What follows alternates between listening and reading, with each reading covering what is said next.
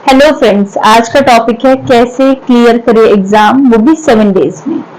तो हमने जैसे कि हमारा सीटेट का एग्जाम आ रहा है, 20 अगस्त को हमारा सीटेट का एग्जाम है। इस बार जो एग्जाम होगा वो ऑफलाइन मोड में होगा, और जो प्रीवियस जो एग्जाम हुए हमारे 2021 का और 22 का, वो हमारे ऑनलाइन मोड में एग्जाम हुए थे।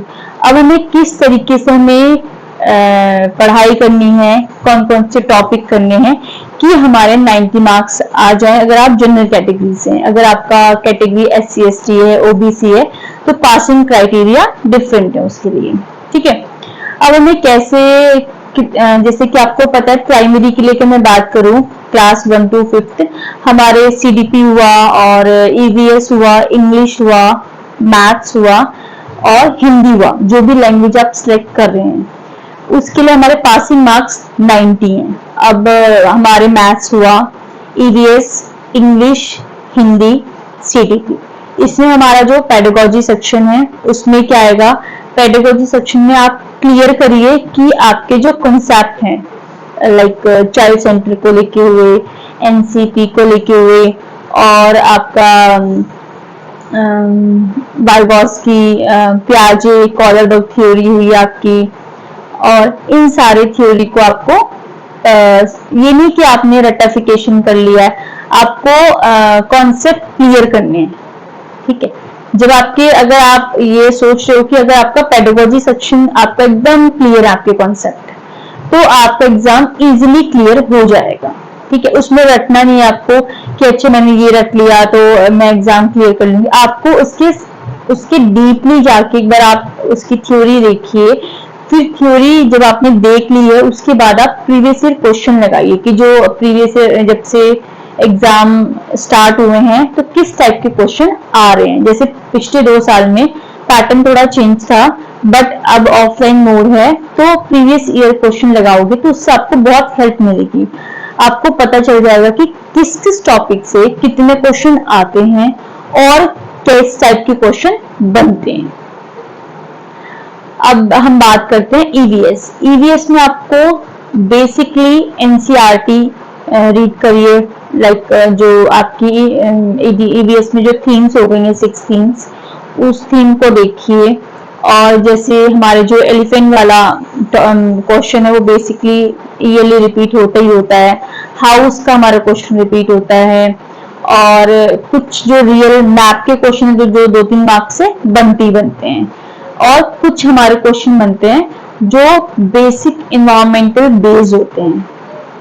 ओके, जब आप NCERT रीड करोगे और हमारा डायरेक्शन का क्वेश्चन बनता है, हमारा ट्रेन के क्वेश्चन बेसिकली रिपीट होते हैं, कोई भी आपको 2 जगह दी होगी, 2 स्टेशन दिए होंगे, उनकी डिस्टेंस पूछ लेंगे, उनका टाइम आपसे पूछ लेंगे, तो ये ऐसा क्वेश्चन है जो हर साल ईयर बाय ईयर रिपीट होते ही होते हैं। तो इसमें आपको क्या है, आपको बेसिकली प्रीवियस ईयर को उठाना है, उनको सॉल्व करना है। अगर आपको कहीं भी कुछ भी प्रॉब्लम आ रही है तो आप उसकी थ्योरी को रीड करिए। अब मैं बात करती हूँ इंग्लिश और Hindi, as it is same. आपका इंग्लिश जो 15 मार्क्स का आपका सेम हमारा पेडागोजी सेक्शन से है, एज इट इज इंग्लिश में भी आपका पेडागोजी सेक्शन होगा और हिंदी में भी आपका पेडागोजी सेक्शन होगा 15-15 मार्क्स का। थ्योरी दोनों की सेम होगी। ठीक है, बट आपको जो रिमेनिंग 15 है आपके मार्क्स, उसमें आपको क्या है, उसमें पैसेज आएगा, आपका बेसिक ग्रामर का क्वेश्चन हो सकता है। तो जब आप अनसीन पैसेज कोई भी रीड करोगे, पहले आप क्या, आपको टाइम वेस्ट नहीं करना है बिल्कुल भी, पहले आप उसके क्वेश्चन को रीड करिए कि बेसिकली क्वेश्चन में पूछ क्या रहे हैं। क्वेश्चन रीड किया आपने, अब आप क्वेश्चन आपके माइंड में है, अच्छा ये 5 क्वेश्चन आए हैं, फिर आप एक बार पैसेज को रीड करिए। उससे जैसा पैसेज रीड करोगे तो आपको पता चलेगा अच्छा ये भी क्वेश्चन, इसका आंसर ये होगा और इसका आंसर ये होगा। बट आपको किसी भी क्वेश्चन पे बहुत ज्यादा टाइम वेस्ट नहीं करना है। एक प्लस पॉइंट आपका सीटेट में है कि कोई भी नेगेटिव मार्किंग नहीं है, मतलब आपके 150 क्वेश्चन हैं तो आप 150 में से 150 आप पूरे अटेम्प्ट करोगे। बेसिकली जब नेगेटिव मार्किंग नहीं है तो आप सारी अटेम्प्ट करोगे, छोड़ने का तो कोई बेनिफिट नहीं है उसमें। अब मैं बात करती हूँ CDP, जो मोर स्कोरिंग सब्जेक्ट है वो CDP है, स्कोरिंग भी है उसके, नेगेटिव पॉइंट भी है। अगर आपकी थ्योरी एकदम क्लियर है CDP में तो आप इजीली एग्जाम को क्लियर कर लोगे। मैथ्स आपकी एकदम बेसिक मैथ्स आती है, आपको ज्योमेट्री सेक्शन में जाने की जरूरत नहीं है, ठीक है। जो लाइक ट्रेन के क्वेश्चन हुए, वाटर वाले क्वेश्चन हुए, बेसिक सिंप्लीफिकेशन के क्वेश्चन हुए, और हमारा बोर्ड मास हुआ, इस टाइप के क्वेश्चन आपको बनेंगे जो आप इजीली क्वेश्चन कर लोगे।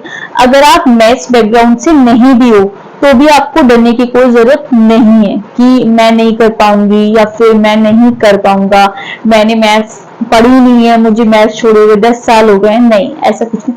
आप बेसिकली आपकी बेसिक मैथ्स आती है, 6 to 7 8 तक की मैथ्स आती है, वो आप इजीली क्लियर कर लोगे। और जो ज्योमेट्री के क्वेश्चन भी होते हैं वो हमारे बिल्कुल जो कॉन्सेप्ट मीन्स फॉर्मूला बेस्ड होते हैं। आप जैसे कोई भी हमारा ट्रायंगल का आया तो आपको अगर फॉर्मूला पता है तो आपने वैल्यू को पुट किया और आपको आंसर मिल गया। देन डरने की कोई जरूरत नहीं है, आप सिर्फ कॉन्सेप्ट को पढ़िए। कॉन्सेप्ट को पढ़ने के बाद आप प्रीवियस ईयर लगाइए। प्रीवियस ईयर से आपको बहुत ज्यादा बेनिफिट होगा। इवन मैंने खुद प्रीवियस ईयर लगाए थे, मेरे एग्जाम क्लियर हुआ है, तो मैं अपने एक्सपीरियंस ही आपके साथ शेयर कर रही हूँ कि आप प्रीवियस ईयर लगाइए और थ्योरी पढ़िए। वरना आपको कोई भी 10 बुक परचेज करने की कोई जरूरत नहीं। आप एक बुक को ही रीड करिए, एक बुक को अच्छे से रीड करिए। उसको रीड करने के बाद पूरी बुक पढ़ने का टाइम तो आपके पास नहीं है, ठीक है। तो आप जो जो क्वेश्चन आते हैं, जो जो मोस्ट रिपीटेड क्वेश्चन है, जो फ्रिक्वेंटली क्वेश्चन आ रहे हैं, आप उनको देखिए, उनकी थ्योरी देखिए और फिर आप एग्जाम दीजिए। आपका एग्जाम इजीली क्लियर हो जाएगा।